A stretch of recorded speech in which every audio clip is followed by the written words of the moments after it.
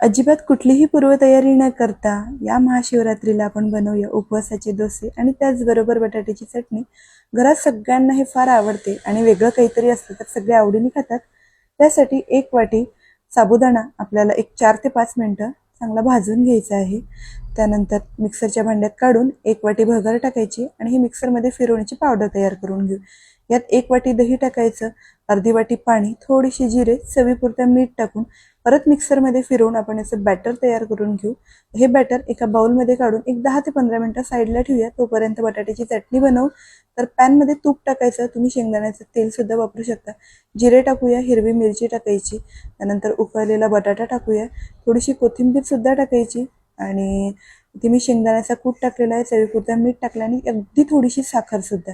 हे सगळं परत मिक्स करून घेऊया आणि मस्त आपली बटाट्याची चटणीसुद्धा तयार झालेली आहे. टेस्टलाही खूप छान लागते आणि मुलंसुद्धा आवडीने खातात. आता आपण पटापट डोसेसुद्धा बनवून घेऊया.